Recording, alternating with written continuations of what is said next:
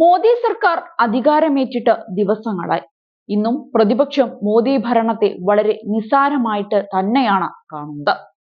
അധികാരത്തിൽ നിന്ന് താഴെയിറങ്ങാൻ അധിക നാൾ വേണ്ടിവരില്ലെന്ന് തന്നെയാണ് പ്രതിപക്ഷം ഇപ്പോഴും പറയുന്നത്.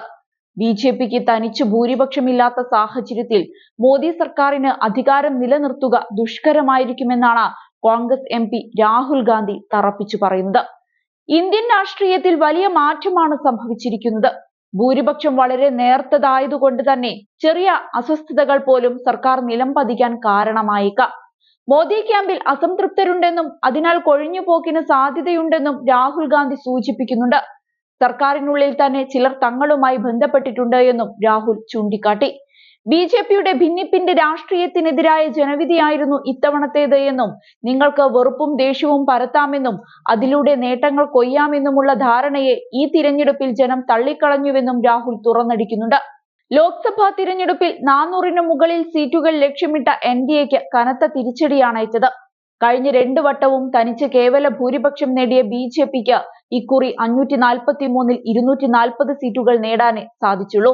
സഖ്യകക്ഷികളുടെ സഹായത്തോടെ 293 സീറ്റുകളുമായാണ് മൂന്നാം മോദി സർക്കാർ അധികാരത്തിലെത്തിയത്.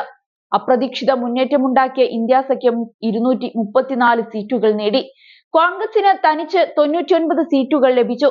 കഴിഞ്ഞ 15 വർഷത്തിനിടെ കോൺഗ്രസിന്റെ മികച്ച പ്രകടനമായിരുന്നു ഇത്തവണത്തേത്. അതേസമയം പ്രതിപക്ഷ നേതാവ് ആര് എന്ന ചോദ്യവും ഉയരുന്നുണ്ട്. ഏതായാലും 18ാം ലോക്സഭയിൽ പ്രതിപക്ഷ നേതാവാകാൻ രാഹുൽ ഗാന്ധി എത്തിയേക്കില്ല എന്നതാണ് പുതിയ വാർത്ത. പകരം 3 സീനിയർ നേതാക്കളെയാണ് പാർലമെന്റിൽ ആ പദവിയിലേക്ക് കോൺഗ്രസ് പരിഗണിക്കുന്നത്. കുമാരി സെൽജ, ഗൗരവ് ഗൊഗോയ്, മനീഷ് തിവാരി തുടങ്ങിയവരെയാണ് പരിഗണിക്കുന്നതെന്നാണ് സൂചന. അതേസമയം രാഹുലിന്റെ പിന്മാറ്റം തീർത്തും അപ്രതീക്ഷിതമാണ്. ഒരു ദശാബ്ദത്തിനു ശേഷമാണ് പ്രതിപക്ഷത്തിന് ലോക്സഭയിൽ നേതാവുണ്ടാകാൻ പോകുന്നത്. പ്രതിപക്ഷ നേതാവിന് പകരം സഭാ നേതാവ് മാത്രമായിരുന്നു 10 വർഷക്കാലം കോൺഗ്രസിനുണ്ടായിരുന്നത്. എന്നാൽ ഇത്തവണത്തെ ലോക്സഭാ തിരഞ്ഞെടുപ്പിൽ കോൺഗ്രസ് അവരുടെ സീറ്റുകൾ ഏകദേശം ഇരട്ടിയുടെ അടുത്താണ് വർദ്ധിപ്പിച്ചത്.